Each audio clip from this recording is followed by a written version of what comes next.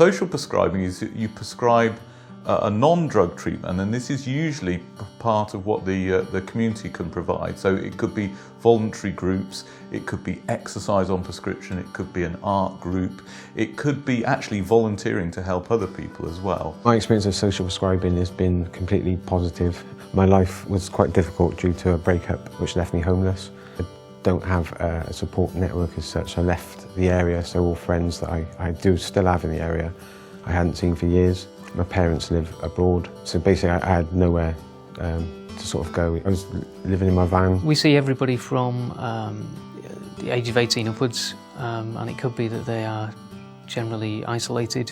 That might be due to mobility problems or maybe a long-term condition. For example, somebody who's elderly and unfortunately is just not able to get out as easily. I was widowed last year, and I found it very difficult to get involved in anything. Now that I'm single, I don't have family around, I don't have close friends around. When I consulted with my GP, I was diagnosed with depression, and amongst other things I was referred to the social prescribing people. Quite often it might be a practical issue, so it might be transport, it might be that there's a change to benefits or housing situation.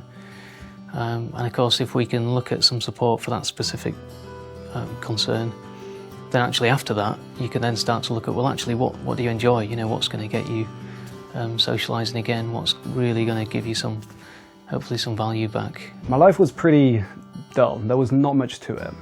If you could imagine a grey cloud with it always raining in, as well as a bunch of thunderstorms, that's pretty much what my life was like. I was never really the popular kid. I was never the person who had something spectacular that would make me stand out. I was always the outcast, so to speak. They asked me what my interests were and the stuff I enjoyed doing. Obviously at this point it would have been making music, rap music. So before the music, I was a nobody. This place has basically been heaven for me right now.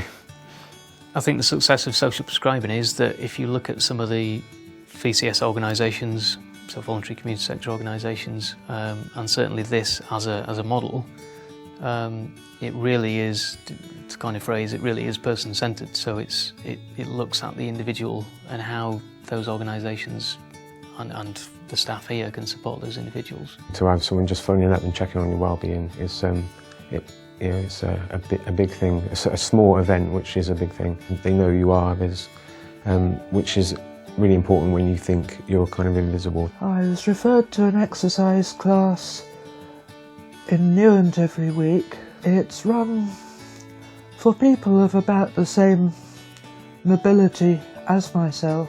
For most people it may not be an awful lot of exercise, but for me I find it's a good workout every week. They help me get my place, they help me with grants for carpet. I'm looking to get me a cooker and things like that, the basics which are beyond my reach at the moment. But just generally the whole package, I've felt supported all the way through, basically. I felt like there's someone on my side. I think in terms of some of the outcomes that we've had and what success looks like in terms of social prescribing, it's really, as I said, about the well-being of the person. Day-to-day is so much better. I can go out and enjoy myself. Like back in the day I used to get into town, grab what I needed to do and get back quickly. I did not like going out. Now I can go out, actually enjoy going out. I've become much less depressed.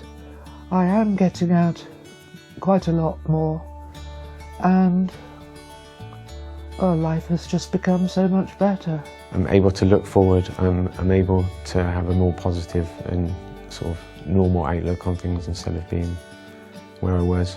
For the team, it's about, do they feel more confident? Do they know where to go for information? Do they feel, again, more in control of their situation, so actually they can help themselves?